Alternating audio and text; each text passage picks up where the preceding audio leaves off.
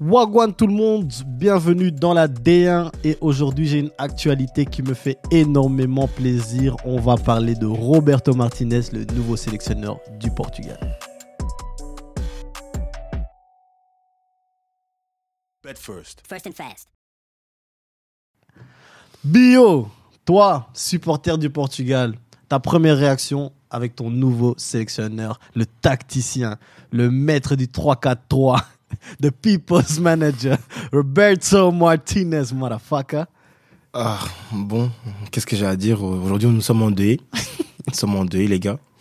On a voulu faire quelque chose. On a voulu destituer Santos pour mettre un manager encore plus incapable comme Roberto Martinez. Le gars, je l'appelle le Thanos des générations.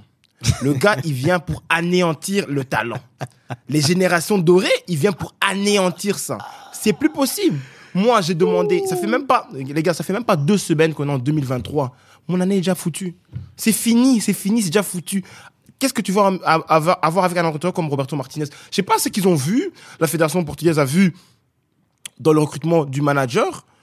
Je suis désolé, ok, certes, Mourinho a dit non, Zidane a dit non, mais c'est pas pour autant que tu vas chercher Roberto Martinez. Mais disons que eux, ils ont vu que avec la génération dorée belge, il a été premier sur la liste FIFA pendant des années. Il a fait une demi-finale en Coupe du Monde. Le groupe avait une bonne ambiance. Moi, perso, je sais pas ce qu'il a fait en Belgique. Rien, il n'a pas gâché les générations, il a gâché la génération dorée. La génération dorée en Belgique, c'est des joueurs. À chaque poste, on va dire attaquant, milieu de terrain, défenseur, même gardien, on avait des top 5. Fort. Chaque grand tournoi, on avait un top 5. Un dans le top 5 de tous les postes. Fort. Et même ça, tu arrives à foutre la merde. Euro, tu perds face au Pays de Galles. Le Pays de Galles ou Bale qui joue au golf. Le mec qui joue au golf. Il s'amuse pour jouer au golf. Il était à Madrid, les 2 dernières années à Madrid, il était en vacances là-bas. Il faisait chaud, il était bien, il avait sa voiture tranquille. Après, tu fais un mondial. Ce mondial-ci, catastrophique. De ouf. Catastrophique. De ouf. Et je suis honnête, encore à le dire, c'est que s'il était un peu meilleur tactiquement, il était un peu meilleur comme coach. Même face à la France en 2018, on ne perd pas. L'équipe de la Belgique ne perd pas. S'il était un peu plus tactique, s'il était un peu plus fort, quoi, tacticien. Et que maintenant, tu arrives au point où on lui donne les règnes d'un Portugal avec une génération, c'est même pas dorée, c'est une génération qui est, c'est incroyable. C'est incroyable.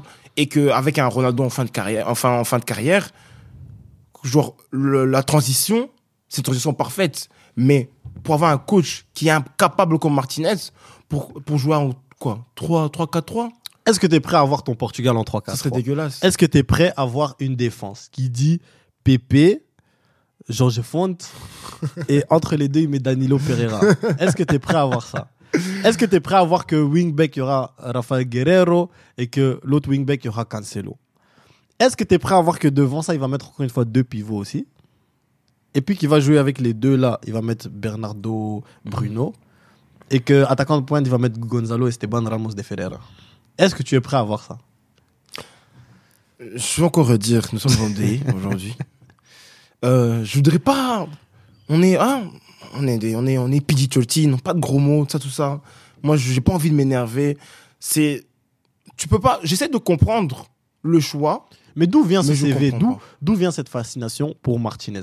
Comment est-ce que Martinez, il a réussi à avoir l'équipe belge? Comment est-ce que Martinez, après son parcours en Belgique, réussit à avoir l'équipe portugaise?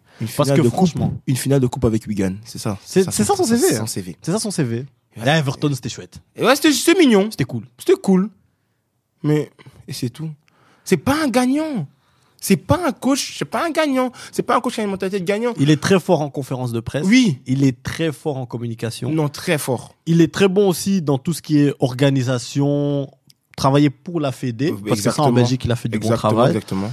Mais tactiquement, le coaching, amener une équipe à son sommet, comme tu l'as dit, ce qu'on a vu avec la Belgique, c'est incroyable ce qu'il n'a pas réussi à faire avec cette Belgique. Et là, je parle en termes de jeu. Parce qu'il n'a pas réussi à produire le jeu avec la Belgique.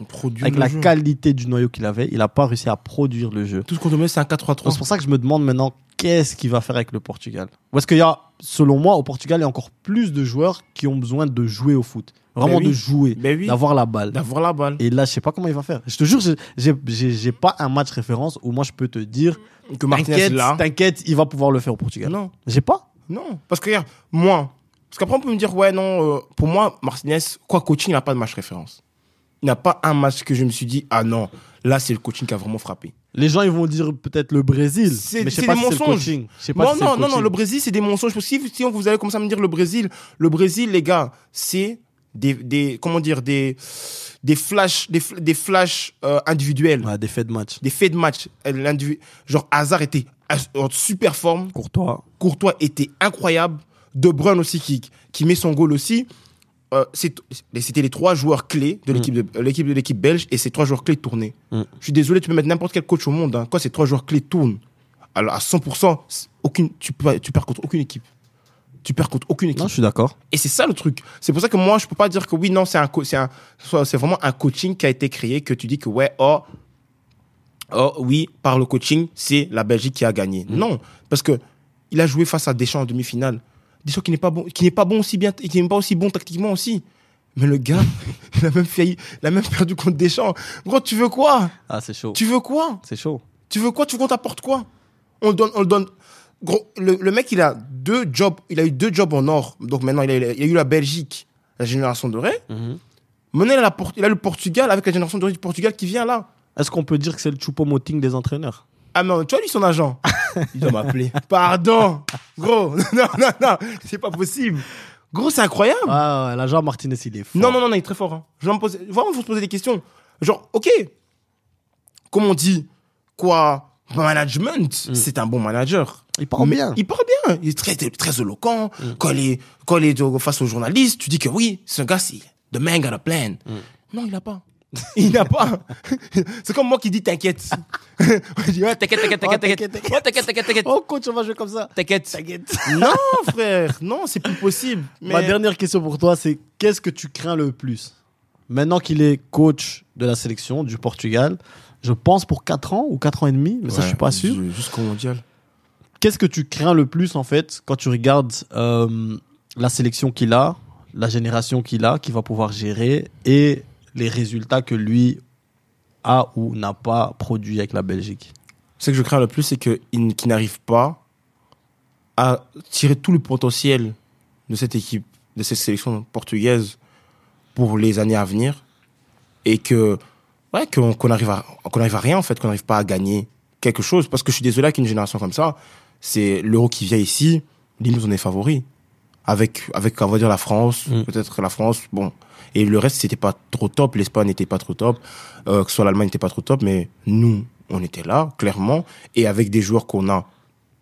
Les Leao, Félix, Bernardo Silva, Bruno Fernandes, Vitinha. C'est un noyau de ouf. Mais si tu sais pas manager un noyau comme ça, je sais pas où tu vas emmener ça. Et moi, je trouve que personnellement, Martinez, c'est pas l'homme pour ça. Mais ce que je peux, on va dire, aimer, j'aime plus au Portugal, c'est que si par exemple 7 euros l'année prochaine, on flop, on sait que Martinez sera dehors. C'est ça la différence avec. Ils vont pas chipoter comme la ouais, Belgique. ouais, pas avec la Belgique, comme la Belgique, tu vois. Parce que la Belgique, je sais que on est très sentimental. On était très sentimental avec Martinez. Et je pense que c'est même lui-même qui a dit que ouais, j'arrête. Alors que s'il aurait dit qu'il n'arrêtait pas, on l'aurait re-signé. Ah, de ouf. Et c'est pas normal. De ouf. Mais on est des bêtes, type. Ouais, c'est ça. Et je pense qu'avec le Portugal, ils n'ont pas cette patience-là. Ah. Et que si, par exemple, l'euro ici, il flop, il sera dehors. Mais après, je suis dépassé, man. Je suis dépassé. J'ai rien à dire, hein. Je suis vraiment dépassé. J'essaie de comprendre, mais je ne comprends pas. Bet first. First and fast.